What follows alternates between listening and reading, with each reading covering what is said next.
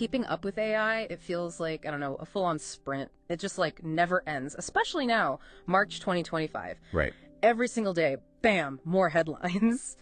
And, it's easy to feel overwhelmed. Like, what does it all actually mean? And that's what we're going to try to unpack today. Absolutely. Think of this as your essential guide, like the cheat sheet to the most important AI developments, from the last few weeks. We've gone through the news, the reports, the announcements, the whole thing to bring you like the core of it. Yeah, we're talking everything. I mean, from like those crazy breakthroughs in healthcare to how the very foundation of AI, the tech is changing, and even how AI is showing up in places you'd never expect. So today what we're doing is cutting through all that noise, finding the real game changers, and then like connecting the dots so you can see the big picture, what's happening now and what it all means for the future. It's a really fascinating landscape, I have to say. We'll be looking at how mind-controlled prosthetics are becoming more and more like realistic, the rise of AI nurses, and the next generation of those insanely powerful AI chips. Oh, and that's just the start. We're also going to dive deep into these autonomous AI agents. They're like handling super complex tasks all on their own. And then there's AI's increasing role in traditional industries like oil and gas, even religion. Plus, we'll break down the the huge investments pouring into AI and the initial steps towards regulating this whole rapidly changing field. So, are you ready? Let's jump in. Ready when you are. Okay, so first up, let's unpack some of the seriously impressive stuff happening in like medical tech. Yeah, it is striking how fast AI is moving from like theory to actual tools in healthcare. Look at what's coming out of University of California, San Francisco. They've made real progress with a brain-computer interface. Right, this is the stuff that lets a paralyzed person control a robotic arm just by thinking about it, isn't it? Imagine the freedom that could give someone facing those kinds of limitations. Exactly. They're using these tiny sensors implanted in the brain. Yeah. And they decode the neural signals, that happen when someone wants to move. The person just thinks about reaching for something and bam, the prosthetic arm moves. It's not just movement, it's like restoring a sense of control, over your own body. It really makes you think about like the difference that makes in someone's everyday life. Okay, so switching gears a little bit from restoring movement to like supporting those who provide care. Let's talk about AI nurses. This is generating some serious debate, right? Oh, definitely. We're seeing AI programs like Hippocratic AI's Anna being used more and more in hospitals. The idea is that these AI assistants can handle some of the tasks nurses usually do. Right, and the potential benefits seem pretty clear, helping with those constant staff shortages in hospitals and maybe easing the workload and burnout that nurses face. Yeah, that's the hope. But I mean, obviously it sparked concerns, especially from nursing unions. Their big worry is about, the quality of patient care. They say replacing human empathy and experience with these automated systems could have like negative consequences. That's a good point. There's a certain human touch, a judgment call that nurses make that's so important. It's not just about getting the job done. It's about understanding the patient, their well-being, the whole picture. So it feels like we're trying to balance the potential gains in efficiency with the things that only a human can bring to caregiving. And this brings us to the tech itself, the stuff that drives all these advancements, AI chip development. And a lot of eyes are on one company in particular. NVIDIA, right? Their GPU Technology Conference, GTC, it's their big show, focused on graphics processing and, well, now crucially AI.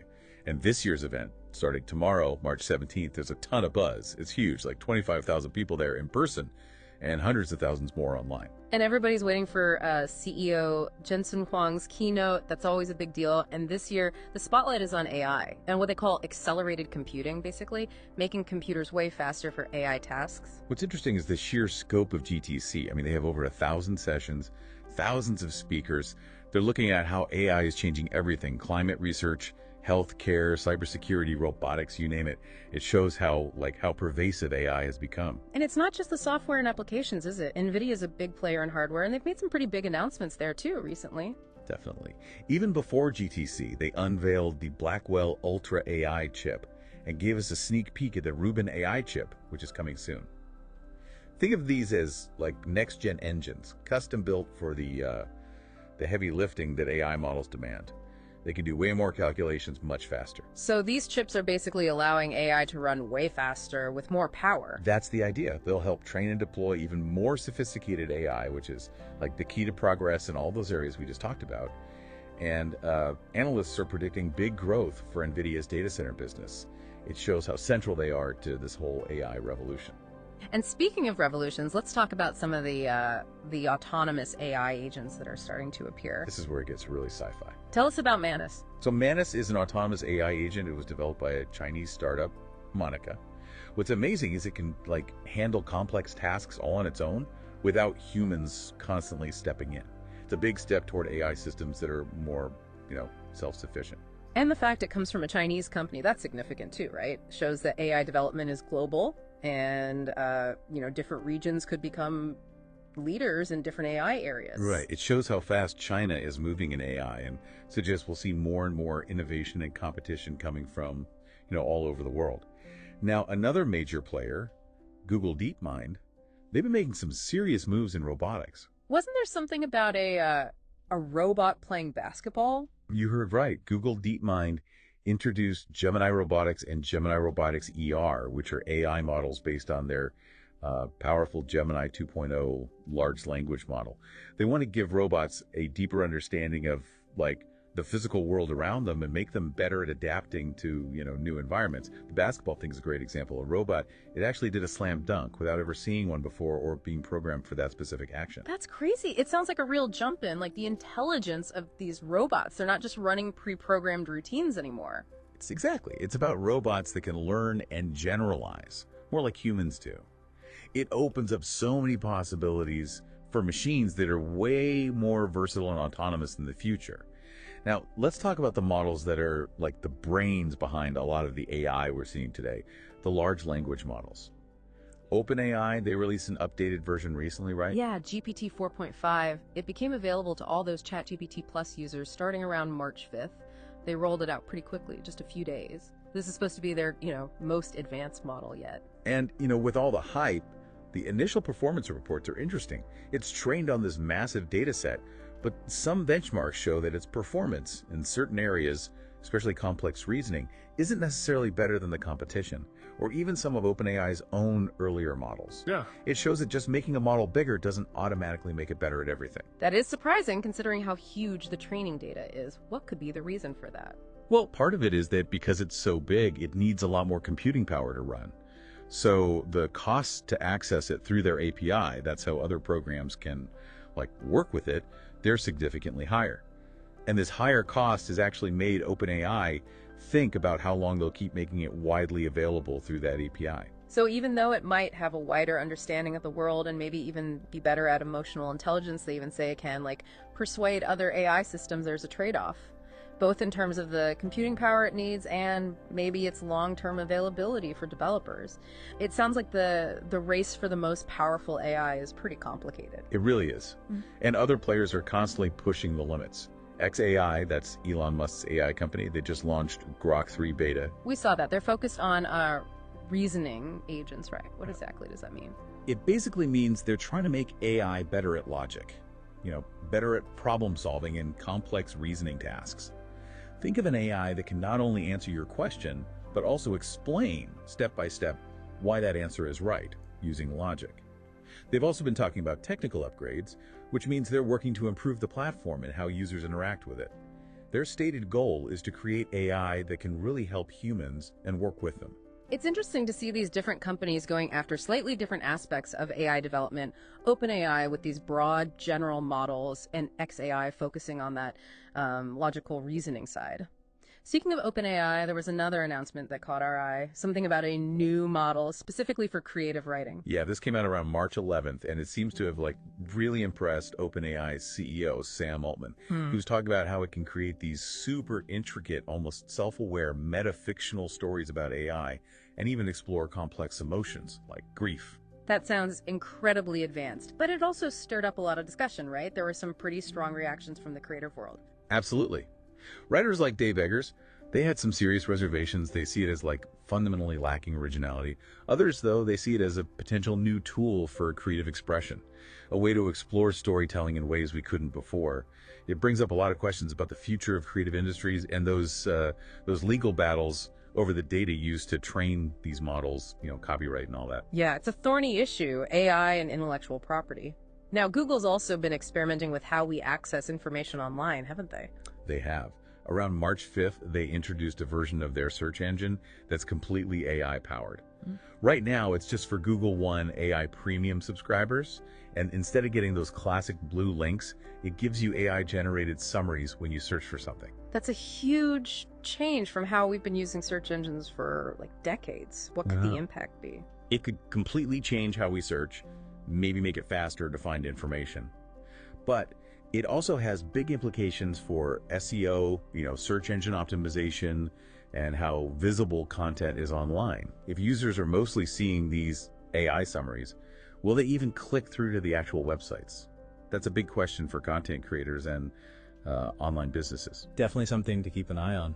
And it seems Microsoft is also stepping up its game in the AI world. Oh yeah. Reports came out around March 7th saying that Microsoft is developing their own AI reasoning models, basically competing head-to-head with OpenAI. The word is, they might offer these models to developers too, down the line. So they're not putting all their eggs in the OpenAI basket, they're building their own capabilities too. This is only going to make the competition fiercer, which could ultimately speed up innovation in the field, right? Exactly. The more big players pushing the limits, the faster we'll see progress. Now, switching gears a bit, Google's co-founder, Larry Page, he launched a new AI venture. Yeah, Dynatomics, what's their thing? Dynatomics is all about integrating AI-driven automation into the next generation of manufacturing. They want to use AI to make manufacturing smarter and more efficient. So we're seeing AI move beyond like software and the digital world and starting to reshape physical industries too. And speaking of traditional industries embracing AI, what about oil and gas? That might seem like an odd pairing to some people. And yet, it's happening fast. Yeah. At the CoreWeave conference recently, they were talking about how AI is speeding up oil and gas production. Companies like BP and Devon Energy, they're using AI to optimize drilling, predict when equipment might fail, even explore areas that were like too difficult to reach before. All of this is about being more efficient and cutting costs. So it's about boosting efficiency, saving money, and potentially getting more oil and gas out of the ground in an industry that's still, crucial to the global economy. It's pretty amazing to see AI having such a real impact on these well-established industries. It is. And maybe even more surprising, AI is finding its way into religious practices. Now that is unexpected. Tell me more. So Pastor Keon Henderson, he's from Houston's Lighthouse Church.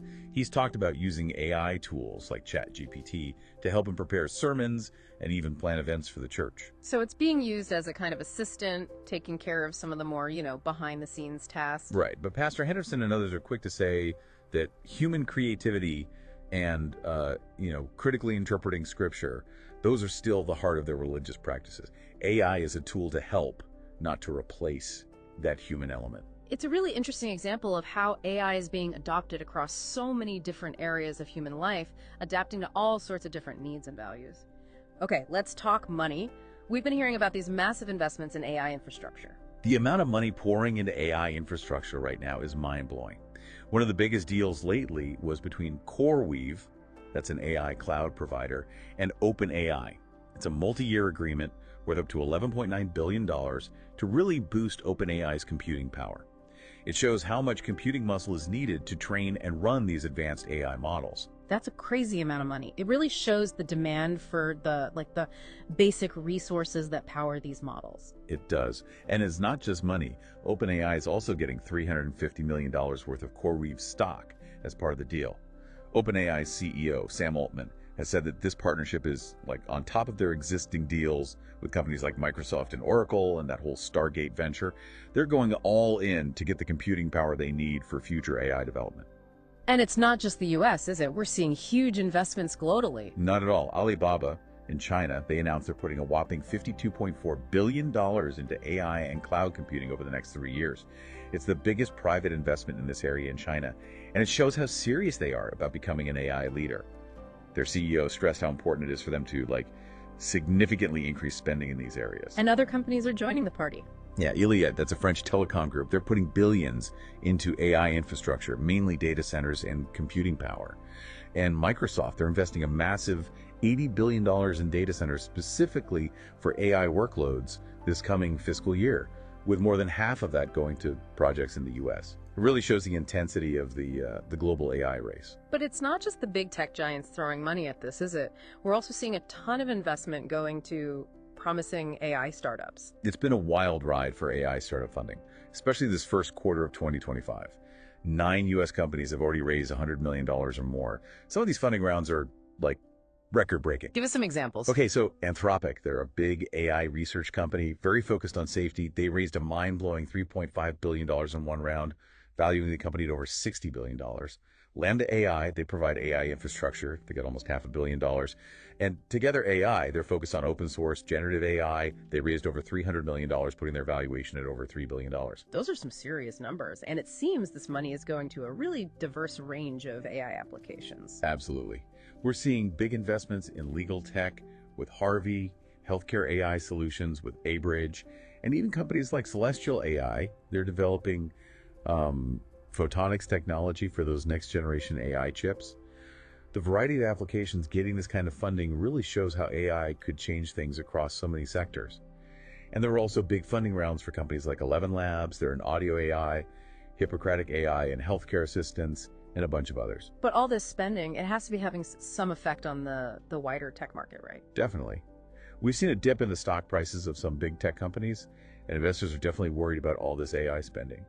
Even companies like Alphabet, they're planning to invest $75 billion in AI infrastructure this year, but their stock has taken a hit. And Meta, while their stock is still up for the year, it's also dipped recently, even though they're still investing heavily in AI. Yeah.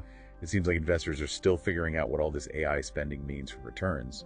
It's a tough balance, right? The potential payoff is huge, but the upfront costs are massive. Okay, let's shift gears and talk about something really important as AI gets more powerful.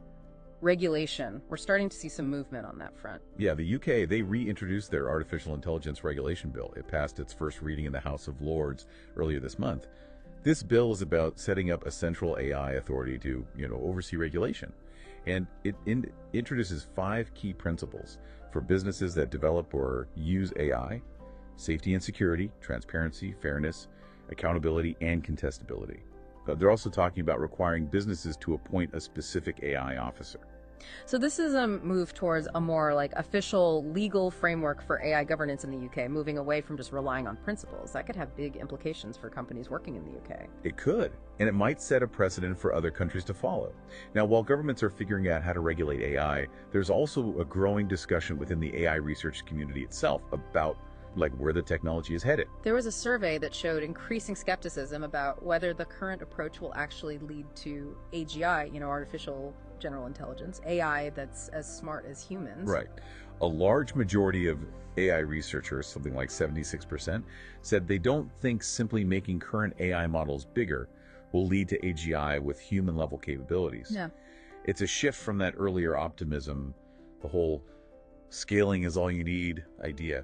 Even with all the money going into data centers and better chips, a lot of researchers now think we might need to change our fundamental approach to AI development. It's interesting to hear that perspective from the people actually working on AI. They're saying that while these systems can be amazing at specific tasks, they still make really basic mistakes sometimes. It shows a gap between what people think AI can do and what it can actually understand. Exactly. As one researcher put it, these systems are great tools, but they're not about to completely replace human workers who have that broader understanding and common sense. This growing skepticism has implications for how we imagine the future of AI and how long it might take to get to real AGI. And it shows how important it is to not just focus on making AI models bigger, but also on really understanding how they think and reason. Now let's talk about the ethical side, especially for specific uses of AI. There were some interesting developments in AI for children's health. Yeah, there's this new framework, Per-All AI, that's Pediatrics Ethical Recommendations List for AI. It was published in Nature recently. This framework is all about guiding the ethical development and use of AI in healthcare for kids. That makes sense. Children have their own unique needs and vulnerabilities, so a general ethical framework might not be enough. Right. Pearl AI focuses on the child's perspective, recognizing that kids aren't just small adults. They have different physiological and developmental needs that have to be considered. It addresses key ethical principles like minimizing harm, promoting well-being, respecting their growing autonomy, ensuring fairness and justice, being transparent, and building trust, all specifically for young patients. The goal is to build ethics into every step of AI development in this, sensitive area of healthcare.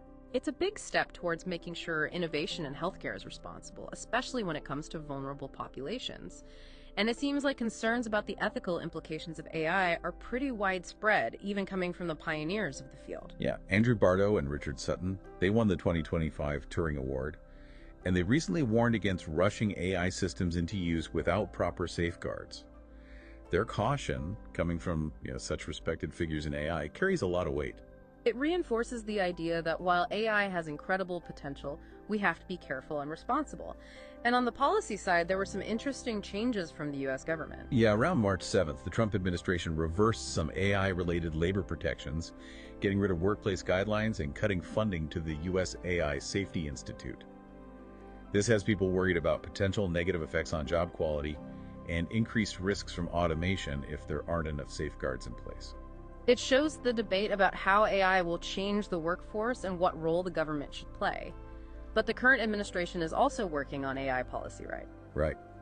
The Office of Science and Technology Policy, OSTP, they asked for public input on proposed AI action plan to make sure the U.S. stays a leader in the field. It shows that AI policy is still a high priority for the government, even if different administrations have different approaches. And it's not just happening at the federal level. There's activity in individual states and internationally, too. Absolutely. Virginia just passed a law to regulate high-risk AI systems. And the Irish government announced they're working on an AI regulation bill to implement the EU AI Act. This whole patchwork of regulations at different levels and in different countries makes things complicated for companies working with AI. It sounds like AI regulation is still in its early stages, and we'll probably see a lot more happening as the technology keeps changing. Finally, let's touch on the overall trends in generative AI. That seems to be a big part of all the excitement and progress lately. The growth in generative AI has been incredible. Cloudflare's data shows that monthly traffic to generative AI services jumped by 251% between February 2024 and March 2025. That gives you an idea of how many people are using it. Wow, that's a huge increase. And while OpenAI's ChatGPT is still a big player, it looks like the competition is heating up fast. It is. ChatGPT is still super popular, but new players like DeepSeek and xAI's Grok have become really popular really quickly. It shows how dynamic this whole field is. The current top generative AI services include a mix of established companies and newcomers, which shows the constant innovation and competition in this space. It feels like we're just starting to understand the potential and long-term impact of generative AI. Totally. And with all these new models and applications coming out all the time, the next year is going to be even more transformative. So to wrap things up, it's clear that March 2025 is a crucial month for AI. We've seen major advances in medicine, technology, even traditional industries. There's a ton of money flowing in, and regulations are starting to take shape, though there are still a lot of unanswered questions. And all this is happening while the AI research community is having its own discussions about where artificial intelligence is headed. That's a great summary. And with big events like NVIDIA's GTC coming up, we're probably going to see even more big announcements and developments that could shape the next wave of AI innovation. So for everyone listening, what are your thoughts on all this? What are you most excited about, and what worries you the most? What are the big questions we need to be talking about as AI becomes more and more a part of our lives? We encourage you to dig deeper into the areas that you found interesting today. Thanks for joining us for this deep dive. Thanks for having me.